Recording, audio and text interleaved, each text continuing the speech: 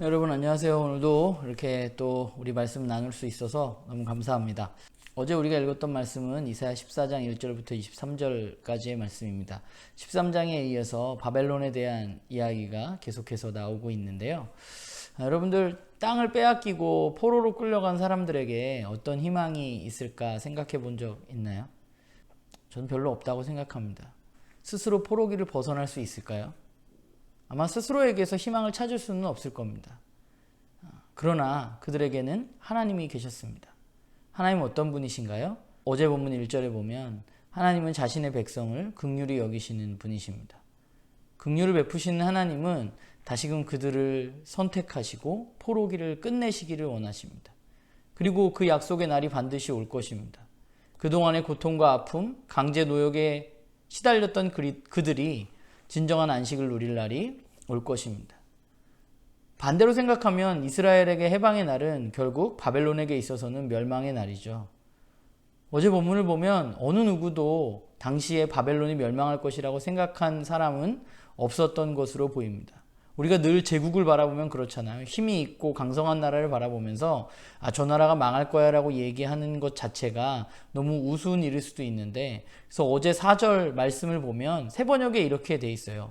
웬일이냐, 폭군이 곡부러지다니, 그의 분노가 그치다니 라고 표현하고 있는데, 정말 이게 웬일이냐는 거죠. 일어날 수 없는 것 같은 일이 일어나게 될 것이라고 얘기하고 있는 거죠. 근데 잘 생각해보면 바벨론이 멸망한 이유도 마찬가지입니다. 그들의 교만이 결국은 그들을 멸망하게 했습니다. 어제 말씀을 보면서 굉장히 인상 깊었던 것은, 어제 본문을 보면 땅 밑에 스올의 자리에 있는 사람들이 있죠. 거기 누가 있냐 하면 이 세상에서 힘 좀 쓰던 통치자들이, 왕들이 거기에 있었습니다. 그러면서 그들이 새로운 왕인 바벨론 왕이 그 스올의 자리로 들어오자 이렇게 얘기합니다. 10절에 너도 별 수 없구나, 우리처럼 무력해졌구나, 우리와 똑같은 신세가 되었구나 라고 말합니다. 세상에 절대 무너지지 않을 것 같은 힘들이 있습니다. 사람들이 있습니다. 자신이 가진 힘으로 다른 사람들을 억누르고 자기 멋대로 사는 사람들이 있습니다. 그런데 그 사람들이 무너질 것 같지가 않아 보입니다. 그러나 하나님의 계획 가운데 하나님은 하나님의 나라를 이루실 것입니다.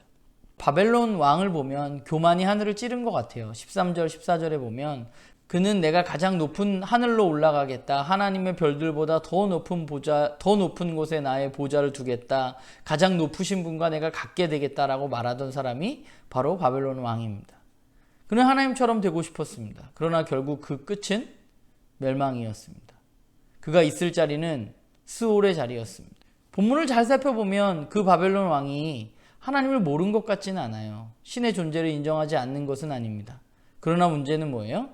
내가 마치 하나님처럼 될 수 있다고 착각하고 살아가는 것입니다.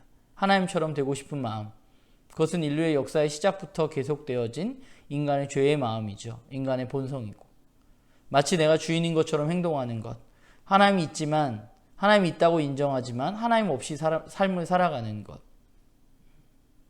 그분이 세상의 주관자이지만 내가 세상의 주관자가 될 수 있다고 생각하는 것, 그것이 바로 성경이 말하는 죄이고, 또한 그 죄는 심판받을 수밖에 없다고 성경은 우리에게 이야기합니다. 하나님의 존재를 인정하는 것 자체가 전부가 아닙니다. 그분을 우리의 삶의 주인으로 받아들여야만 하고, 그분이 세상의 주관자임을 인정하고 살아가야만 합니다. 말씀을 보면서 그런 생각을 했는데, 나의 삶의 영역 모든 부분에서 정말 주님이 주인으로 드러나고 있는가라는 생각을 했습니다. 여러 가지 부족한 부분들이 여전히 있더라고요. 그러나 그럼에도 불구하고 그분이 세상의 주관자이시고 나의 삶의 주관자이심을 잊지 말고, 내가 하나님처럼 되기보다, 내가 교만하기보다 하나님을 주인으로 삼고 나의 삶의 여러 가지 영역 속에서 그분을 주인으로 드러내는 일을 하는 제가 돼야겠고, 또 우리 나눔교회 식구들이 됐으면 좋겠습니다.